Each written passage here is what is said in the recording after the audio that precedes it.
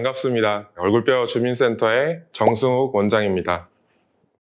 보통 촬영을 하면 오후에 많이 하거든요. 어떻게 하다 보니 오전 촬영이라 얼굴도 많이 부어있고 한데, 아무튼 주민 여러분이 주신 질문을 바탕으로 답변을 들어보는 시간을 가져볼까 합니다. 정블리 SEV 분께서 질문을 주셨어요. 쌤, 병원에도 보험 적용이 되나요? 저번에 한번 상담받으러 갔는데 소화장애, 식도염, 호흡까지 곤란해져서 나이 들기 전에 빨리 수술을 해야 할 것 같아요 라고 질문을 주셨어요. 이런 질문들이 많습니다. 양악수술이 보험이 되느냐 라는 질문을 주신 건데, 예전 영상에도 이주민 원장님도 다루신 적은 있어요. 촬영한 게 있긴 하지만 제가 정리를 해드리는 시간을 가지려고 합니다. 지금 양악수술이 보험이 적용되는 기준이 보면 6가지가 있어요. 그래서 첫 번째 보면 윗턱과 아래턱 전후 교합차가 10mm 이상인 경우라고 나와 있어요. 이거를 잘 보여드리기 위해서 덴티폼 가지고 왔는데, 첫 번째 기준이 윗턱과 아래턱 치아들끼리 전후 교합차가 10mm 이상인 경우라고 돼 있는데, 그게 뭐냐면은 옆에서 한번 볼게요. 위에 치아들이 아래 치아를 살짝 덮고 있는 형태의 교합이 보통 정상적인 범주 내의 교합인데,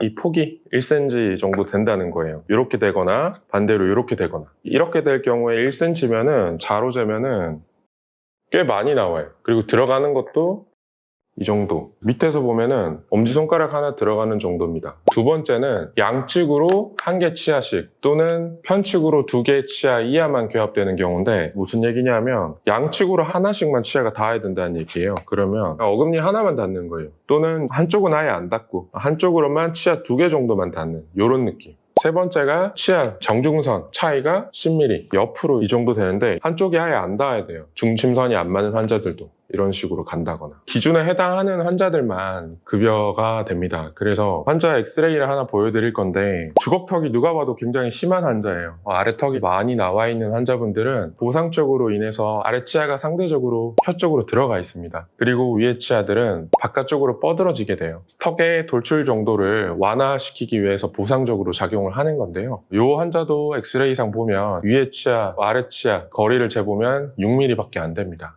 굉장히 심한 주걱턱이라 저희가 볼 때는 당연히 보험이 적용이 돼야 되지 않을까 하는데, 현재 기준으로는 어려움이 있는 환자입니다. 근데 이 환자가 수술 전 교정을 했어요. 윗턱이 치아들이 많이 뻗어져 있기 때문에 안쪽으로 넣게 되고요. 아래턱은 치아가 반대로 혀 쪽으로 많이 말려 있기 때문에 바깥쪽으로 나오게 교정을 합니다. 교정이 끝난 상태의 환자의 엑스레이인데요. 위에 치아와 아래 치아의 거리가 10mm가 이상 돼요. 그러면은 첫 번째, 보험 적용 기준에 해당하지 않냐? 해당하는데, 전제 조건이 있습니다. 교정 치료 전에 라는 전제 조건이 있어요. 그래서 엑스레이상 보면 브라켓이나 와이어 들어간 게 보이잖아요. 이 환자는 교정 전에는 해당하지 않기 때문에 보험 적용 기준이 되지 않습니다. 아쉽게도 보험 혜택을 받지 못하는 환자분들이 굉장히 많습니다. 그리고 다른 보험 적용 기준도 있는데요. 간단하게 좀 언급을 하겠습니다. 네 번째로는 내성마비, 병적인 상태로 인한 악골 발육장애 환자들이 있고, 다섯 번째는 종양이나 외상, 심하게 교통사고나 사고로 인해서 위턱, 아래턱 간의 교합을 정상적으로 이룰 수 없는 환자들, 그러므로 양악수술이 필요한 환자들은 급여가 될 수 있습니다. 여섯 번째가 생각보다 많은 부분인데요. 선천적으로 아간면 기형이 있는 경우입니다. 예를 들면 구승구계열, 반합면 외소증, 피에르 로벤, 크루즌, 드리초콜린슨 이런 증후군이 있는 환자분들도 해당된다고 보시면 되겠습니다. 그래서 질문 주신 것 살펴보면요. 말씀하신 이제 소화장애나 식도염 때문에는 현재 보험 적용에는 부합하지는 않습니다. 호흡 말씀하신 게 보통 수면무호흡이거든요.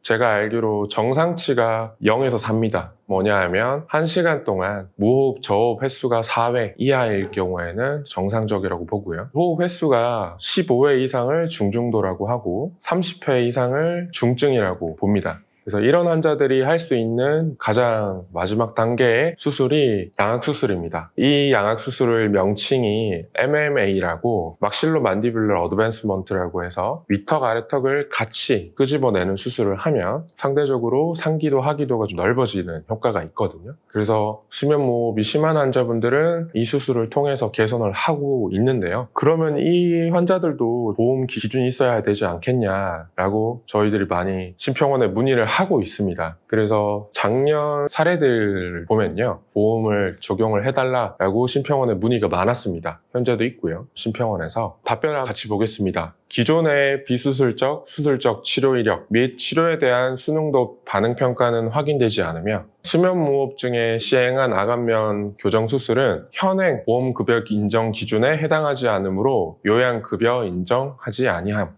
이렇게 답변을 주셨어요. 그러니까 무호흡이 있는데 이런 무호흡 수술 말고 다른 치료를 한 것 같지도 않은데 현재 보험 급여 기준에는 해당이 안 된다. 그러면서 멘트를 하나 더 달았거든요. 폐색성 수면 무호흡 때문에 아간면 교정 수술을 한 환자들에 대해서 급여 기준에 검토가 필요할 것 같다라는 문구를 달았어요. 그러니까 심평원에서도 알고는 있는 거죠. 기능적인 부분을 개선하고자 하는 수술이라면 급여 기준에 해당해야 되지 않냐. 이 기준이 없기 때문에 기준에 대한 검토가 필요할 것 같다라는 답을 줬기 때문에 현재 기준으로는 비급여지만 앞으로는 긍정적인 답변을 기대해 볼 수 있지 않을까 생각이 듭니다.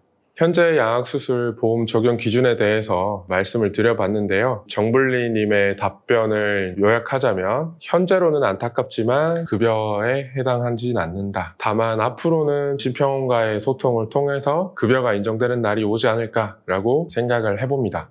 그리고 그런 거 물어보시는 분들도 있어요. 병원마다 보험을 어떤 데는 해주고 어떤 병원은 안 해주고 그런 게 있는 것 같던데요. 물어봐 주셨는데 방금 말씀드린 보험 적용 기준에 해당하는 환자분들은 어떤 병원에 가든 보험 적용이 됩니다. 보험이냐 비보험이냐에 결정 짓는 거는 병원이 아니라 심평원이에요. 심평원이기 때문에 보험이 됩니다 안 됩니다 하는 거는 경험상 또는 심평원이 제시한 기준으로 바탕으로 말씀을 드리는 거지 조금 애매한 경우가 있어요. 이런 경우에는 저희가 환자분 케이스를 들고 심평원에 문의를 합니다. 심평원에서 초기 또는 후기 이렇게 나눠서 2번의 심사를 통해서 답변을 주는데요. 보험 기준에 명확하게 적용이 안 되는 환자분들은 답변이 일괄적으로 와요. 현행 보험 기준에 해당하지 않는다. 반대로 애매한 경우는 수면무호흡 같은 경우에는 저희가 계속적으로 해줘야 되는 거 아니냐라고 이렇게 노력을 하다 보면 언젠가는 급여가 되는 날이 오지 않을까 합니다. 이상 얼굴뼈 주민센터의 정송욱이었습니다. 감사합니다.